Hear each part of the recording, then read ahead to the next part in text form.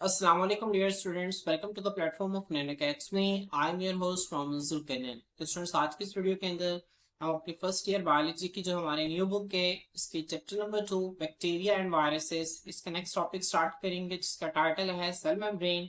और अगर मैं इस टॉपिक को स्पेसिफिक नेम दूं तो इसका टाइटल है बैक्टीरियल सेल मेम्ब्रेन या फिर प्रोकैरियोटिक सेल मेम्ब्रेन। तो बच्चों सेल मेम्ब्रेन के हवाले से हमने चैप्टर नंबर 3 के अंदर डिटेल लेक्चर्स जो हैं उनको स्टडी किए हैं कि सेल मेम्ब्रेन के फंक्शंस क्या क्या होते हैं और सेल मेम्ब्रेन की कंपोजिशन क्या है और जो सेल मेम्ब्रेन है ठीक है उसका स्ट्रक्चर क्या होता है इसको हमने डिटेल से चैप्टर नंबर 3 के अंदर पढ़ लिया है। यहाँ पे हम सेल मेम्ब्रेन की उन्हीं बातों को दोबारा रिपीट नहीं करेंगे, यहाँ पे हम सिर्फ उन चीजों को देखेंगे जो कि बैक्टीरियल सेल मेम्ब्रेन के अंदर स्पेसिफिक हैं, खास हैं। ठीक है, और वो कौन कौन सी चीजें हैं जो कि बैक्टीरियल सेल मेम्ब्रेन को जो दूसरी यूकैरियोटिक सेल मेम्ब्रेन्स हैं, जो एनिमल्स की, जो प्लांट्स की, जो फंजाई की जो सेल मेम्ब्रेन है उनसे मुख्तलिफ करते हैं। तो बच्चों आए हम लेक्चर को स्टार्ट करते हैं।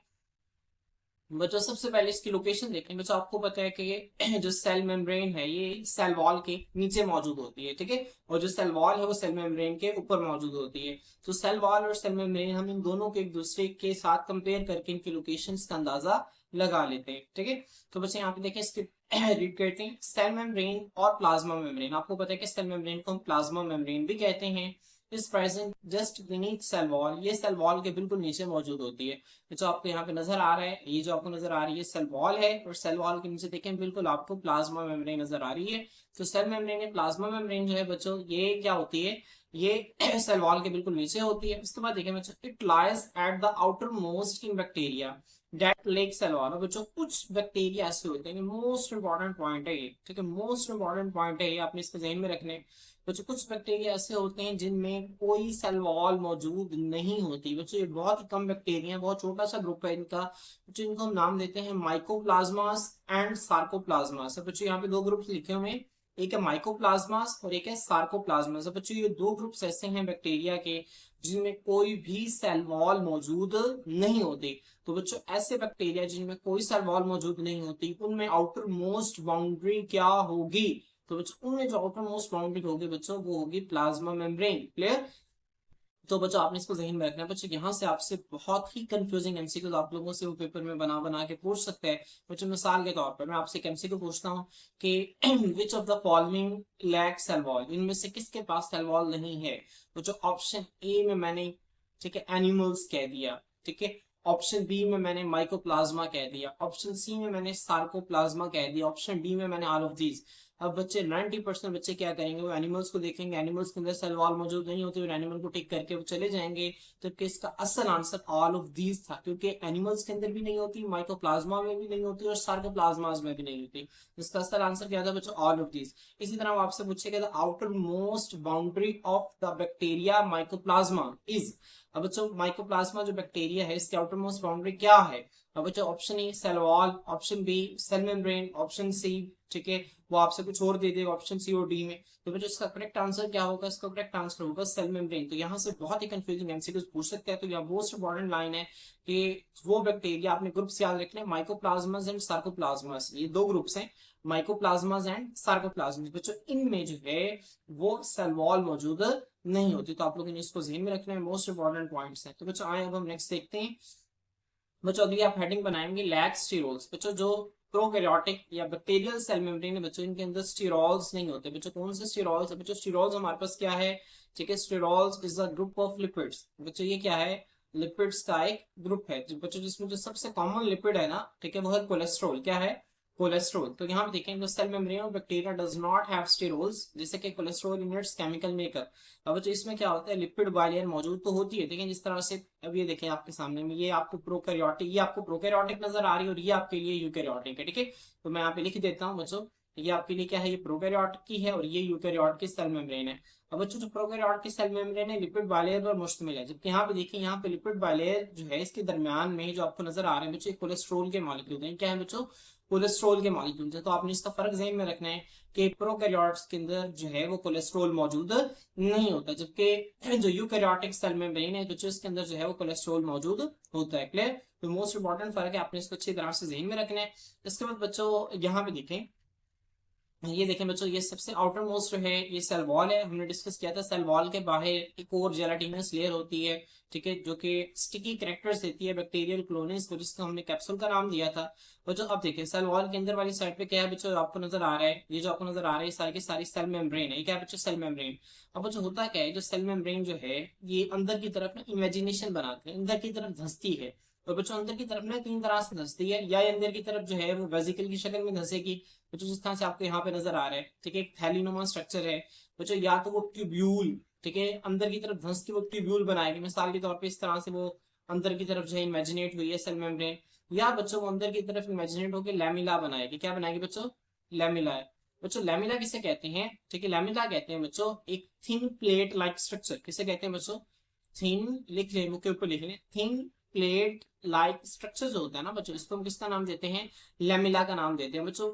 आपको आपके जहन में कुछ आता है कि लैमिला आपने पहले कभी सुना हुआ है, पहले कभी पढ़ा हुआ है?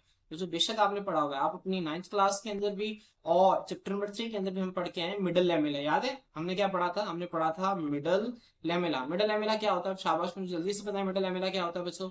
मिडल लैमिला जो है ये सेल वॉल, जो प्लांट्स की सेल वॉल है, जिसमें दो प्लांट सेल्स के प्राइमरी वॉल्स के दरमियान, ठीक है, जो चीज मौजूद होती है बच्चों, उसे मिडल लैमिला का नाम देते हैं। ठीक है, बेसिकली ये क्या है, ये प्लांट के सेल वॉल ही की एक किस्म है जिसे मिडल लैमिला कहते हैं। ठीक है, तो आपने इसको ध्यान में रखना है बच्चों। वहां पे भी क्या था, वो लैमिला बेसिकली दो प्लांट सेल्स के दरमियान एक थिन प्लेट लाइक स्ट्रक्चर था, जो कि उन दोनों को आपस में बाइंड करके रख रहा था, जोड़ के रख रहा था। तो आप लोगों ने इसको ध्यान में रखना है।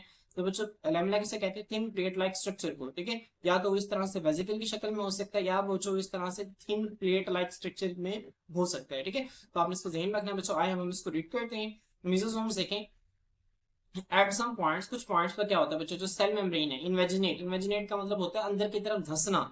ठीक है, वो अंदर की तरफ धंसती है एंड फॉर्म्स, और क्या बनाती है बच्चों, वेसिकल्स, थैलियां बनाती है, ट्यूब्यूल्स, ट्यूब्यूल्स बनाती है, और लैमिला या थिन प्लेट लाइक स्ट्रक्चर बनाती है। कहाँ पे, साइटोप्लाज्म के अंदर।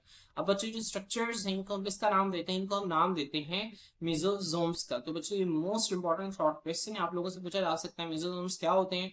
तो आप लोगों ने इनकी डेफिनेशन अच्छी तरह से याद रखनी है कि कुछ पॉइंट्स पर जो बैक्टीरियल सेल मेम्ब्रेन है वो अंदर की तरफ इमेजिनेट करके क्या बनाती है, या तो वो वेसिकल्स बनाती है, या वो ट्यूब्यूल्स बनाती है, या वो लैमिलाए बनाती है, थिन प्लेट लाइक स्ट्रक्चर्स बनाते हैं, इनको मेसोसोम्स कहते हैं। अब बच्चों ये जो मेसोसोम्स है इनका फंक्शन क्या है, इनके फंक्शन बच्चों आप लोगों ने फिंगर टिप पे याद रखना है। इनके तीन फंक्शन जो हैं, डीएनए रेप्लिकेशन, सेल डिवीजन और रेस्पिरेटरी सेंटर। ठीक है, ये आपके फिंगर टिप पे होने चाहिए। These are involve in DNA replication and cell division. अब बच्चों डीएनए रेप्लिकेशन और सेल डिवीजन में इन्वॉल्व होते हैं बच्चों, ये देखें आपके सामने मैं डायग्राम शो कर रहा हूँ बच्चों। इस प्रोसेस को कहते हैं बाइनरी फिशन। ये आप अपने मैट्रिक के अंदर पढ़ के आए हैं। इसे बच्चों क्या कहते हैं, बाइनरी फिशन। एक बैक्टीरिया जब दो बैक्टीरिया के अंदर टूटता है ना, ठीक है, तो उसमें सबसे पहले ये होता है कि उसका डीएनए है ना, जो बच्चों क्या कहते हैं, डीएनए रेप्लिकेट करते हैं, एक डीएनए से दो नए डीएनए बनते हैं। फिर बच्चों क्या होता है, दरमियान में जो सेल है ना, ये दो हिस्सों में तकसीम कर जाते हैं, और एक अलग बैक्टीरिया बन जाता है और एक अलग बैक्टीरिया बन जाता है। तो बच्चों यहाँ पे जो डीएनए रेप्लिकेशन हुई, यहाँ पे मेसोसोम्स के मोस्ट इंपॉर्टेंट रोल होता है। ठीक है, और बच्चों दूसरा सेल डिवीजन, सेल की तकसीम के अंदर, यहाँ पे देखें एक जो सेल है वो तकसीम कर रहा है ना दो में, तो बच्चों यहाँ पे भी किसका एक इंपॉर्टेंट रोल होता है, मेसोसोम्स का एक इंपॉर्टेंट रोल होता है। तो आप लोगों ने इसको ध्यान में रखना है, इसका फंक्शन क्या है, these are involve in DNA replication and cell division. इसके अलावा बच्चों इसका एक जो इंपॉर्टेंट रोल है, they also serve as respiratory centres.